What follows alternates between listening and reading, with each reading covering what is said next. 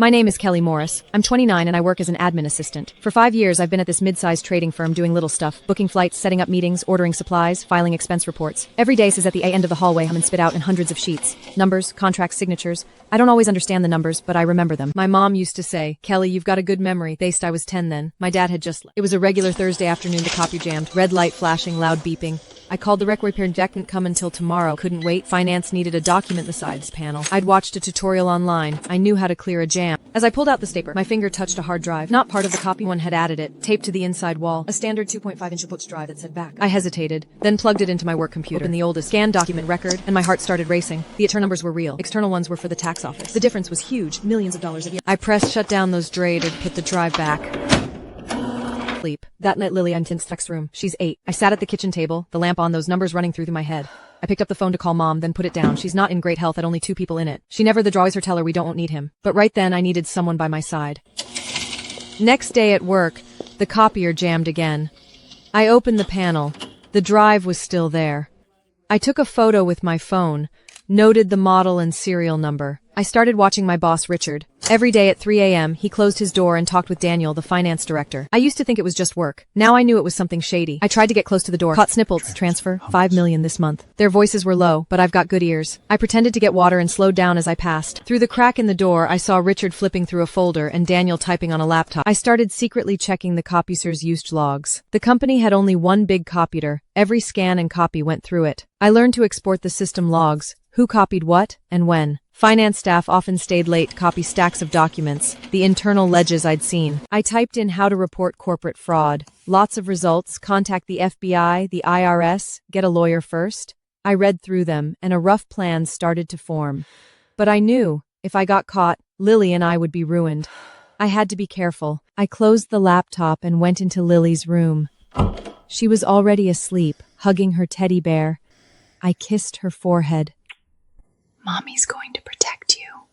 The bear's eyes glinted in the moonlight, like it was nodding. I found Mark. He was the IT manager, early 30s, wore glasses, good with tech but a straight shooter. We ran into each other in the break room. I tried to sound casual. Mark, how much storage is on the copier's hard drive? Why? It's been running slow. Figured the cache might be full. Maybe, but that machine is leased. The repair company manages the drive. I don't have access. What if someone added their own drive? Mark looked at me. His expression changed. What did you see? Nothing. Just curious. He didn't ask more, but I knew he'd keep his eyes open. On the weekend, I dropped Lily off at my mom Grace's place. Said I had to work overtime. I went back to the office with my spare key. The copier's hard drive was still there. I used a backup cloning device I'd bought online to copy the entire drive. Over 60 gigs, took more than an hour. The cloning gear cost me a little over $100. While I waited, I kept staring at the door, terrified someone would walk in. Every time I heard footsteps in the hallway, my heart jumped into my throat. When it was done, I unplugged the drive, hid it in my bag, closed the panel, locked up and left. I took the clone home and locked it in a drawer. That drawer also held Lily's birth certificate and some old photos. Now they shared space with a secret. That night I dreamed the copier stat out endless pages, and the numbers on them turned into ants that covered the room. I woke up screaming, my pillowcase soaked. Started going through the drive's data. 5 years, over 1,000 files. I sorted them by date, department, and type. Finance had the most files, followed by the boss's personal folder. I found some strange file names, Bahamas, Cayman, offshore. I opened them. Bank account info, based in Caribbean islands. Not company accounts, personal accounts. He'd been moving company money into them with fake contracts and bogus invoices. Millions a year. Over 5 years, 20 to 30 million. He wasn't stealing from the company, he was stealing from the people who worked for him, the people who owned the company, and every taxpayer out there. I saved those files, secretly encrypted them, set 3 layers birthday, only I knew it. Every night after Lily fell asleep, I opened my laptop and dug through the data like an archaeologist. The deeper I went, the more it shook me. It wasn't his first time. He'd been doing this since 5 years ago, which meant the day he hired me, he was already committing a crime. I thought I worked for a legit company. Turns out I worked for a thief. Kelly, don't let people fool you. I remembered what Mom said, but I'd been fooled for 5 years. I poured myself a glass of wine and downed it.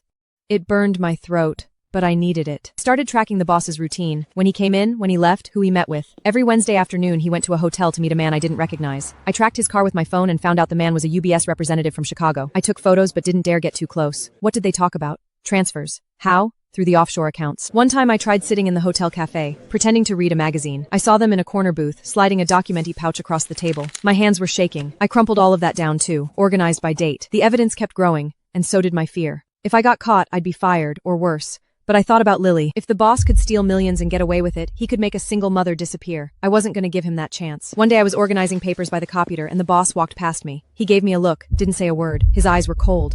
My heart skipped a beat. I looked down and pretended to be busy. Only after he left did I dare to breathe. That night, I held Lily for a long, long time. She asked why I was hugging her so tight. Mommy just wants to hold you. She laughed and said, You're acting weird. Victor, the copier repair guy, came for a routine check. He was in his 60s, gray hair, deep glue stains on his hands, while he worked on the machine. Victor, can data on a copier's hard drive be deleted? Not really, unless you format it. How long does it stay? Until the drive dies. This machine's been here 5 years, so 5 years of data. What if someone copies something they shouldn't? That stuff stays forever unless someone deletes it.'You'd be surprised, some companies toss their old copiers without destroying the drives, and that's when the Victor real had been in fraud this business for 40 years. He knew all the copy secrets. I handed him a cup of coffee. He took a sip.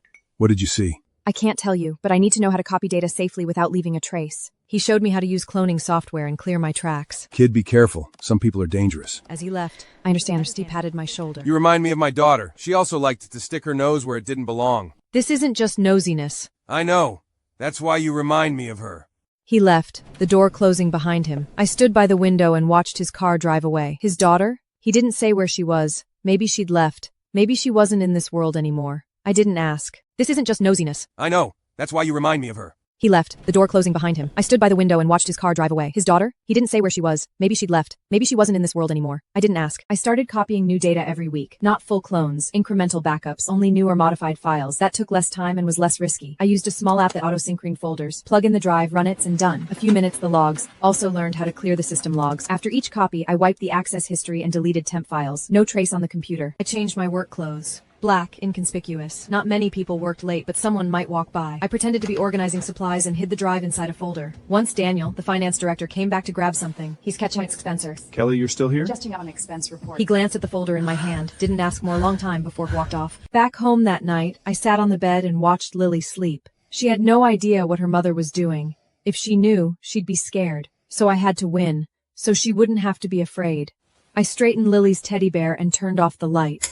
In the dark, I told myself, you can do this. Emily, my work friend and best friend, started noticing something was off. I was staying late a lot, zoning out. She asked me to lunch. In a corner of the restaurant, she lowered her voice. Kelly, what's going on with you? Is something wrong? I hesitated for a long time. Emily was the You're one lying, person my trusted. friend. In this whole company, she was the only real friend I had.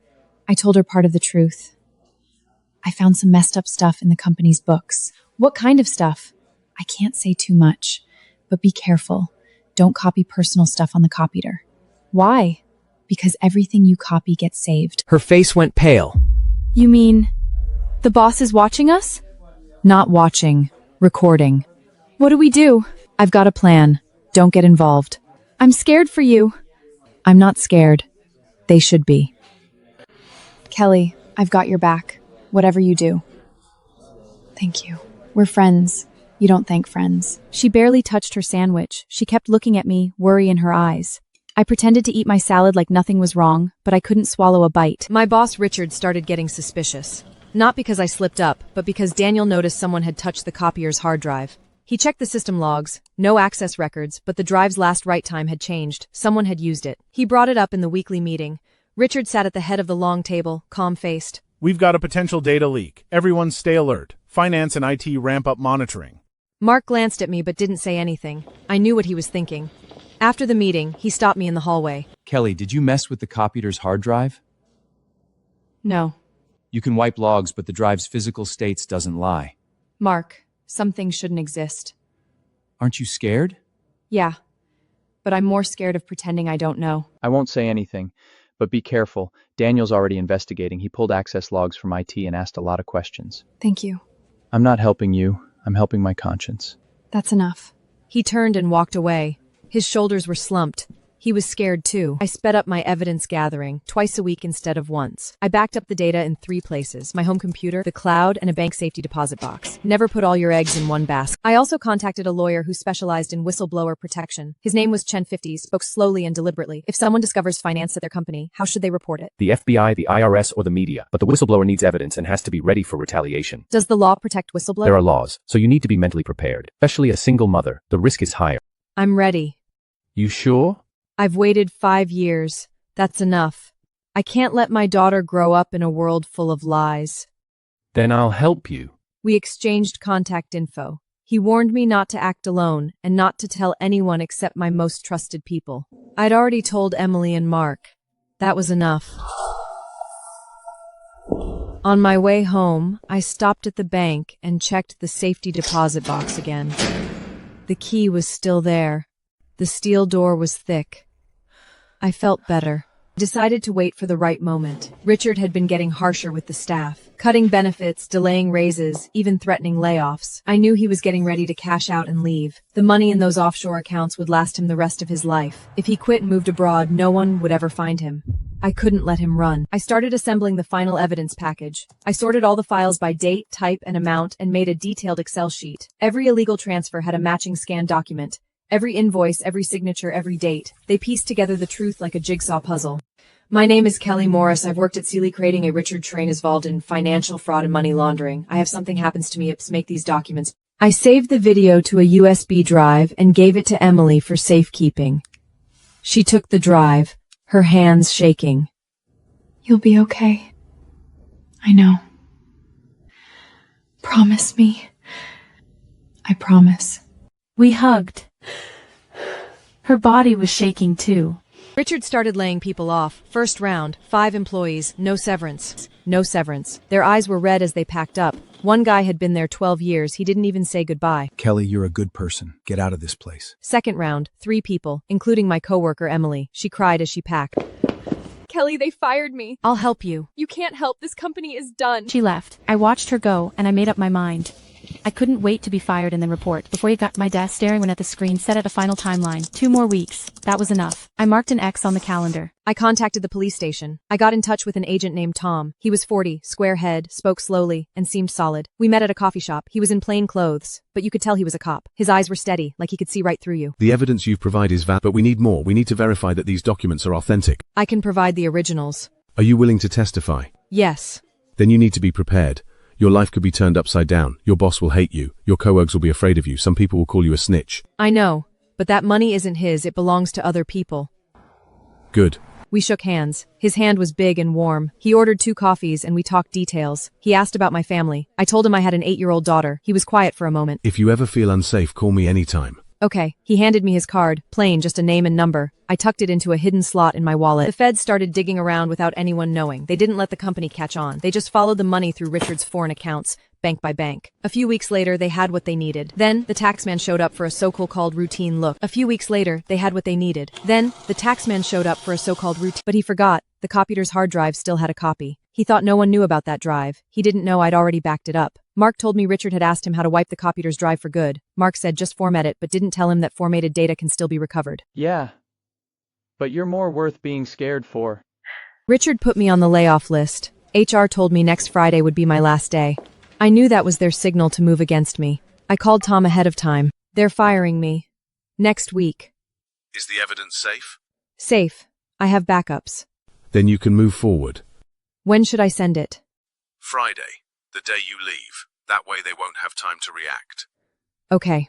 I hung up and sat on the bed, watching Lily. She was drawing a family portrait. Me, her, and Grandma. No dad. There never had been, but I'd given her everything else. This time I was going to give her a clean What about world. Mommy? Nothing. Mommy's just tired. Then rest. She didn't know. This might be our last peaceful days. On the morning of my last day, I packed up all the evidence and sent it via encrypted email to the police station, the IRS, in 3 media, contact Thomas and news. Then I went to work, like any other day. Punched in, made coffee, organized the supplies. I felt calm. 9 months of work, it would end today. Kelly, today's your last day. Pack up your things. At noon, Daniel came to collect my badge and computer. Thanks. I'm already packed.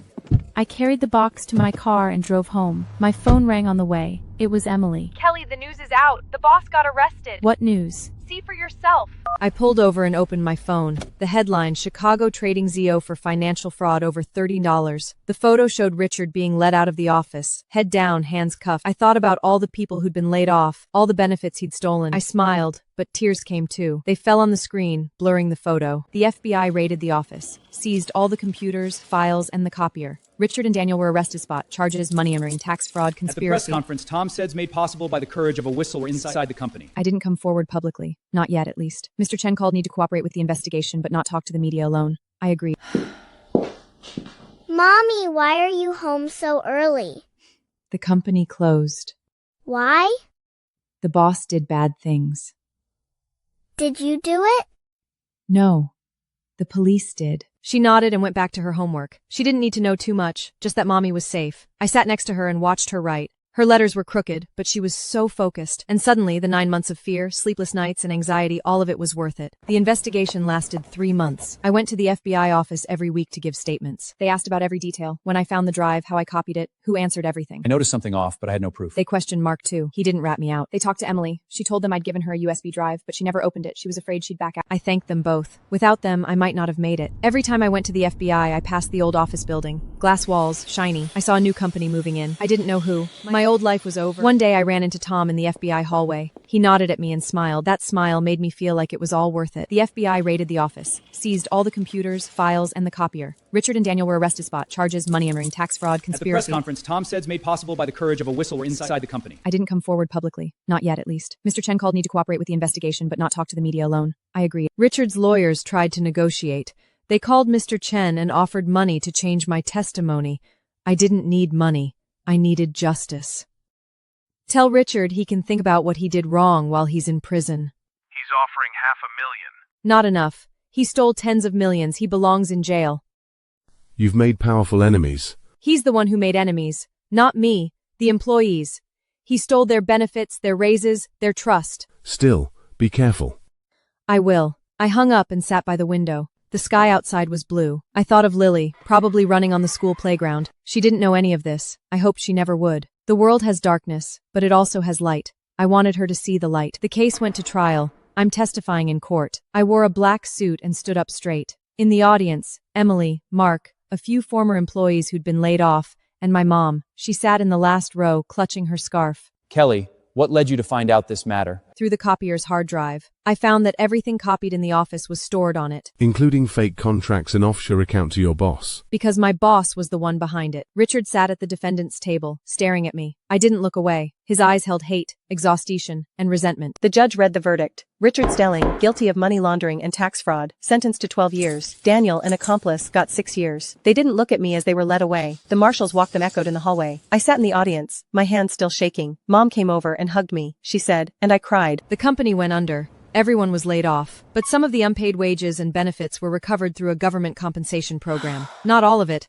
but enough to get by for a while. Emily job at a new company. She took me out to dinner. Kelly, you saved a lot of people. Not me, the law, but you stepped up. FBI raided the office, seized all the computers, files, and the copier. Richard and Daniel were arrested. Charges, money laundering, tax fraud, conspiracy. At the press conference, Tom said made possible by the courage of a whistle were inside the company. I just didn't want to stay silent anymore. To courage. To the truth. We clinked glasses. The sound was crisp. I asked how the new job was. She said, good co-works, no shady books. I smiled. Maybe that was the best outcome. I received a payment from the Whistleblower Protection Fund. Not from Richard, from the government. $50,000. Not a lot, but enough to start a small business. Can I use this money to start a business? Yes, it's legal training. I built a website, workplace and data company data, and how to spot leaks and financial crimes. My first client was a small accounting firm. I charged $500 and taught for 4 hours. I covered the risks of copier hard drives, how to clear caches, how to do backups. They listened carefully. At the end, they applauded. I felt a little embarrassed. I went home and told Lily, Mommy made money today. Then buy me ice cream. I did. We sat on the couch and ate it. Mark came to see me. He hadn't been able to find a job since being laid off because he used to work for Richard. Other companies were afraid to hire him. I asked him to come work for me. Mark, you know the tech. I know the business. Let's do this together. You sure? I might drag you down. No. You're a victim, not an accomplice. He came on board. We built training courses together, online and in person. First month, 3 clients. Second month, 6. Third month, 10. Every client came through word of mouth. They trusted us because we'd walk through the storm. Our tiny office started to feel lively. Lily came after school to do her homework. She liked watching Mark type code. Mommy, what happened to your old company?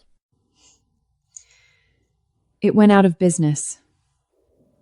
Why? Because the boss did bad things.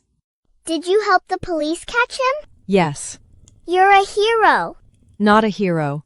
Just an ordinary person who did what had to be done. Mommy, I want to do what has to be done when I grow up too. Good.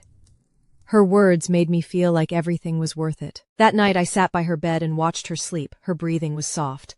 I wondered if she'd ever face something like this when she grew up. I hoped she'd be braver than me. My training company started turning a profit. Not a fortune, but enough for the two of us. I hired Emily to handle admin. She was efficient and more detail-oriented than me. The three of us started a new life in a small office. The window faced the street, full of people coming I didn't need to. All I needed to know was that their data was safe. Lily came to the office after school to do homework. She sat in the corner with her textbook on her lap. Mark taught her to code. She picked it up fast. She liked typing on the keyboard, said it was like playing piano. Mom gonna write a game someday, and you'll be the first player. I promised. I started giving media interviews, not using my real name. The reporters called me Kelly, but no photos showed my face. She asked why I'd blown the whistle. I said, because that money wasn't his. Weren't you afraid of losing your job? I did lose it.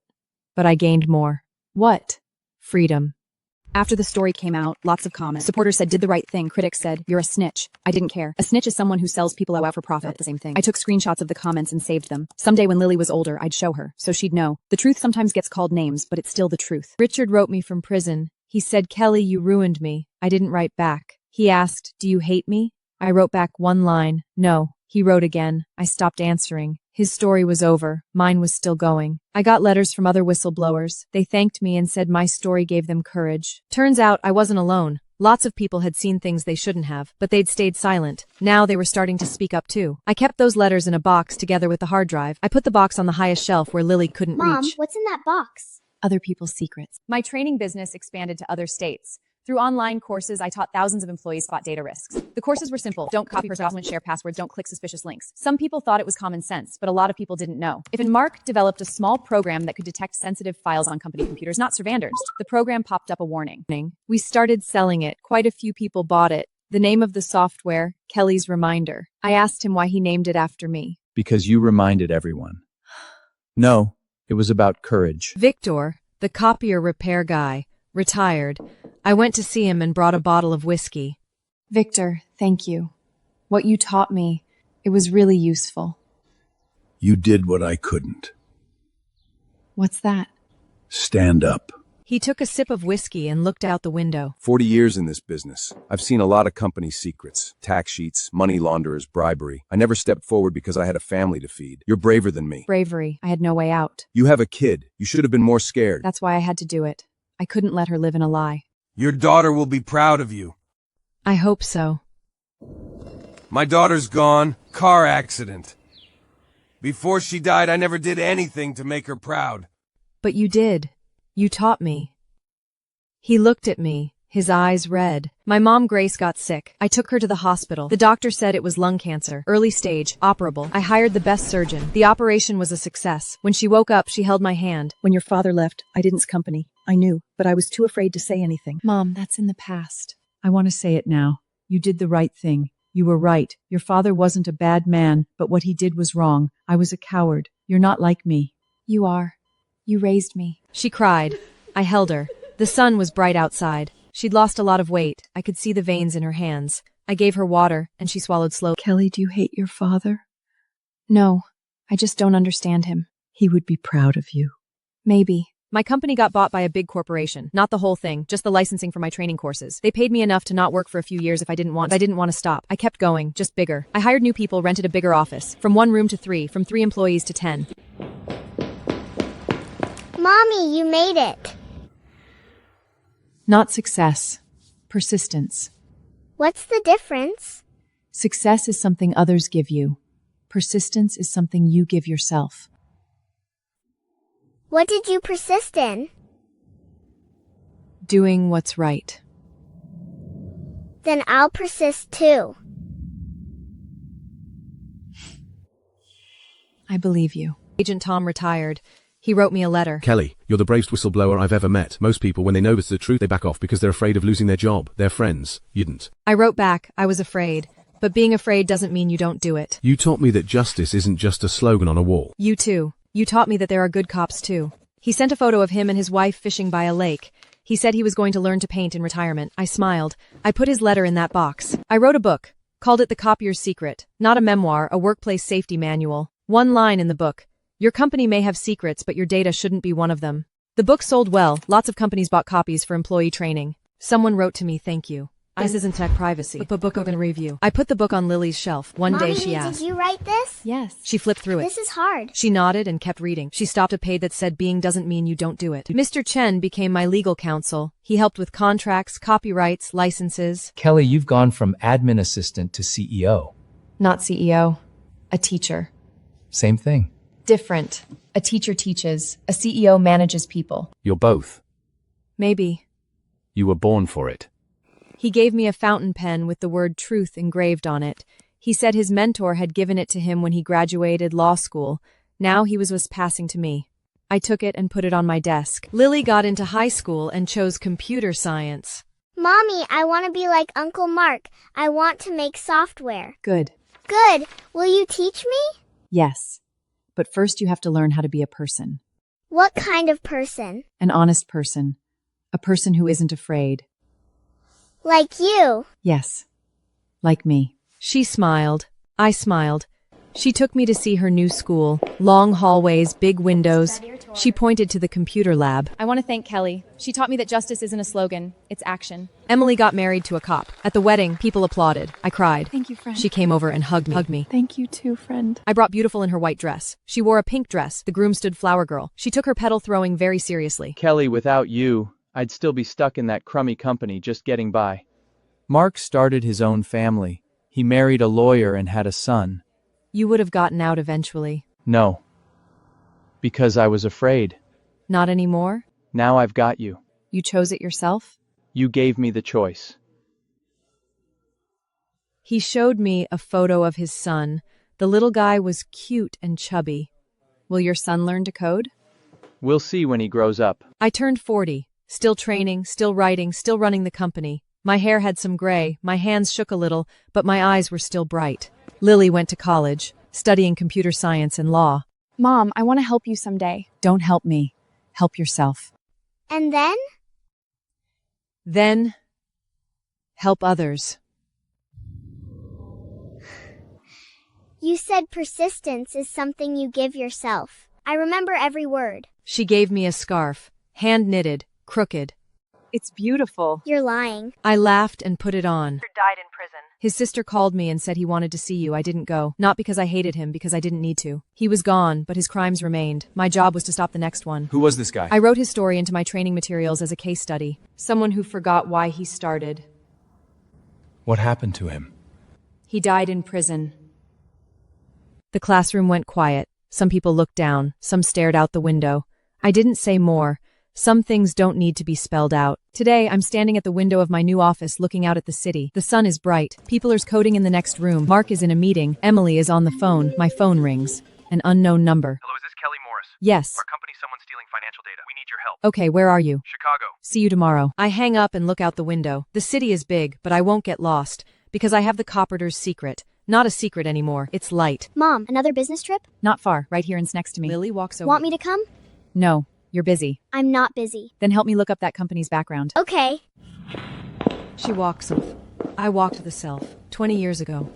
God no idea, and hin years ago it's same way. It reminds me, but with the fire of history. That's after the Sid. The doorbell rings. It's a delivery. I sign for it and open it. It's a new book. The Copier's Secret, 2nd edition. Lily designed the cover, a copier with a beam of light leaking out of the crack. I smiled. That kid, she's just like me. Chicago, I'm back. This city was never home to me. It was a battlefield. 10 years ago, uncovering the conventional hidden to be, find the source. What exactly happened? Our quarterly reports don't match the actual books. Now and up to no with me. It didn't come with. That we battle siege a research. She's more sizzlist to dissuade of surfing that, and I didn't want to interrupt. Someone was stealing data. I closed my laptop and looked out of the window.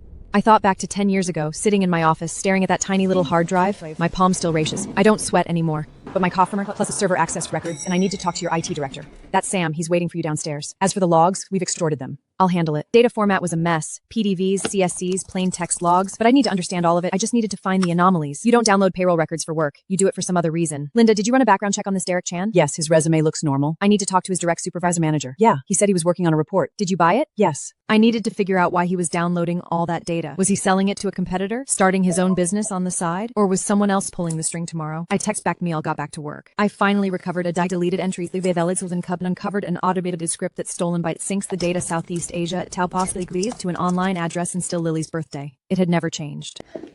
You mean Derek sent company data overseas? That's how it looks, but I'm not sure if he's alone or being directed. I need to see Sam, the IT director. I traced that. It's a Manila server for a data brokerage firm. Data brokerage? Yeah, they sell corporate data, hedge funds, even short sellers. Linda will sort out legal. 50 grand, nearly half his annual salary. The answer's clear. He's selling out the company. Sam, save the full email, including raw headers. Got it. Call the police. Hold on, before you call the cops, think Derek not be alone. Whoever's behind him could still be What do here. you mean? Derek's just a foot soldier. He has limited access. He couldn't get big data saves unless someone would back away. Sam, did you check Derek's permissions? Yeah, standard analyst access, only his team's files. Where'd he get the payroll and vendor contracts? These files, they're from the CFO's shared folder. Who's the CFO? Andrea Crawford. The CEO's most trusted person. If she's involved, this isn't just... I need to talk to Andrea. No, if you talk to her now, she'll get spooked. Let me dig deeper first. How sure are you? But I've seen too many cases like this. It's never just one person. Behind 100% is human greed. I've seen so much I don't even get surprised anymore. I'm just tired. Kelly, we have a small problem at the office. What kind of problem? That Kelly's reminder software customer reported a hack. It wasn't a flaw. One of their employees shared the admintation. How'd you handle it? Reset the past remotely. Good job. When are you coming home? Not sure. Things are complicated here. Lily just called asking Hell, if you're I'll home. try. This will do. Can't him. Safe. This is just the tome of the iceberg. I need to find what's underneath. I'll start with Andrea. No direct confrontation, just analyze her behavior patterns. Sam pulled Andrea's full finance. Her login out was regular 8:30 a.m. She had 5:30 p.m. rarely on weekends. But to 2 months, she logged every Wednesday's drop files from Contra, trying no to restructuring plan file. 3-hour gap, plenty's collusion proof, but the pattern is clear. I need to monitor her emails. Monitoring an executive's emails is tricky. They have legal protections. I needed Levy's written authorization. I draft request, Linda signed after a long pause, handshaking. Oh. I understand. Whisper in my reputation. The truth to do with it is up to you. Kelly Swime's a necessity. Luxury is a lie. 2 days after Monroe started, Sam started a suspicious email in an Andrea's account. We couldn't open it, even with brute force.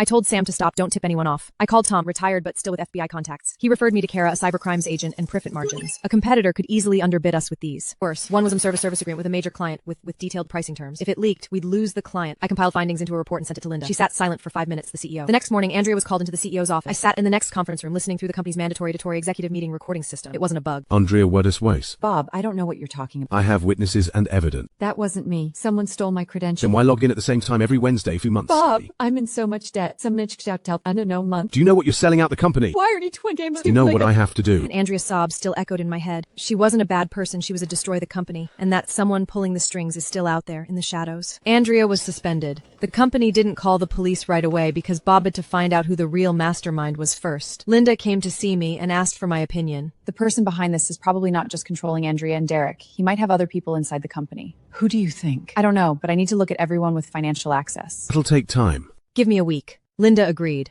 I set up a temporary workstation in my hotel room, 3 monitors running at once, analyzing the access logs every employee with finance-related roles. Sam helped me remotely, syncing up every night over encrypted video calls. On the 3rd day, I found a new anomaly. A purchasing manager named Victor Rodriguez, that's account of 3 eventist in the middle list night, once a day. Victor's permission made sense. He needed to midway was off 3 a.m. with the purchase home. I sent Sam a message, check Victor's login IP. Sam checked. The IP address came a public library. That meant the library 15 Corner's account to log in from the library. The account's been compromised, said. Or Victor sold his password, I said. We kept digging and found that this login behavior started 4 months ago. At first it was occasional, then it became daily. And the timing was very regular time. The librarian's public computers were free to use. I contacted the librarian and asked if they had security footage. The librarian said they kept footage for 90 days. I had listened a formal legal request on behalf of the company and we got the last 3 months of one footage. Not Sam helped me analyze the footage. It was a young Asian man in his 20s wearing a baseball cap and a backpack. I sent the screenshot to Sam. Do you recognize Legend Sam A looks Zun intern at Plo month? He just started last month. The intern worked turn activity or he was in Formagesser. So was someone using his identity or was his hiring as part of the plan? Their targeted things just want radical powers, remote access, resources, harvesting and J20 and rainforest. They've been setting it up for it.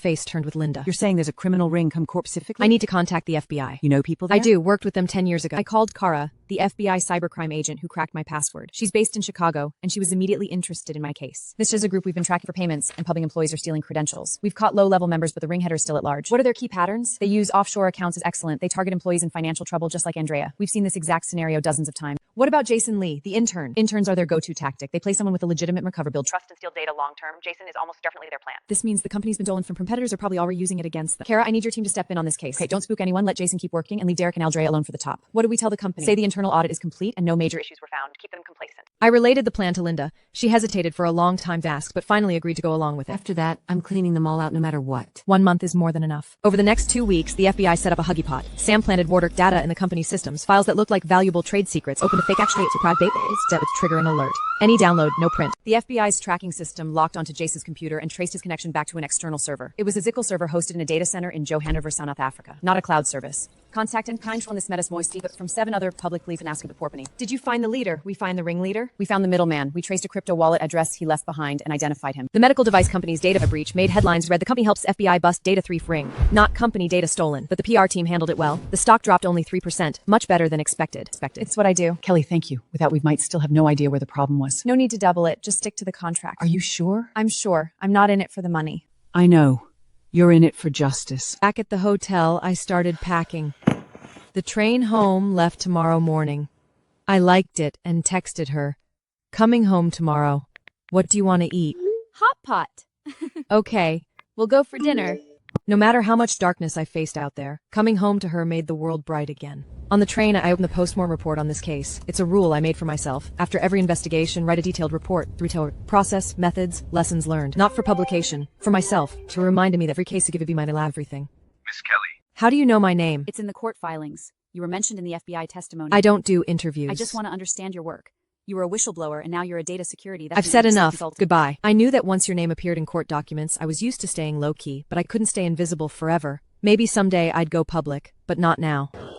She was 18 now, a sophomore in college. Mom, you've lost weight. No, it's all in your head. Seriously, your face is thinner. Then call it a diet. She walked exactly the way I did when I was young. I couldn't help but smile. What are you laughing at? Nothing. Just thinking you look nice. What kind of taste do you have? We went for hot pot that night. She ordered a whole table full. Can you finish all that? We'll take the leftovers home. Eat them again tomorrow. Mom, I have something to tell you. What is it? I applied for an internship at the FBI. What? Winter break internship at the Chicago field office. Agent Kara wrote me a recommendation. I knew she meant it. Lily, do you know how dangerous that job can be? I know. But you said even if you're afraid, you still to do it. I was speechless. Those were my own words from 10 years ago, and she'd remembered them. Are you sure about this? I'm sure. I want to protect it too. I fell silent. She was an adult with her own choices to make. Okay, but you have to promise me one thing. What? No matter what happens, tell me about it. Don't carry it alone. Deal. She smiled. And there was something mature in that smile that made me proud and heartbroken at the same time. The dormitory is small, but it has heating. In the next room lives another intern, a boy studying accounting. Mom, don't worry about me. I'm not worried. Liar. You're totally worried. Maybe a little. I'll text you every day. After hanging up, I sat in the living room staring at the empty house. Lily's bedroom door was open, no blanket on the bed, no computer on the desk. Mark had said it before, kids grow up and leave. It's rolled through a matter of time, and I couldn't go on. I poured my tube in my laptop and continued writing his little report. Every photo looked like it was taken yesterday, but 18 years had passed. Yeah. Kelly, are you home alone? Come over for dinner. I made beef stew. Okay. What are you making? Baking bread. Have a seat. It'll be ready soon. Lily's gone. Is it weird for you? A little. When my daughter went to college, I cried for a week. Okay, I cried once. You've got more self-control than me. You should write another book, maybe. Emily asked about my latest work. I said I just finished a case and was taking a break. After dinner, I walked home looking at the fray at Krosrunia's room. The light yellow warm, that in Limoidwello beautiful. But the light came, not alls of a copper, through the data on a hard drive, through Lily's eyes. The wind's howling like crazy outside, but inside it's warm and cozy. And that's the kind of life I really want to be rich. All I want is Roberta Center grow up into someone with a light inside her. That's more than enough.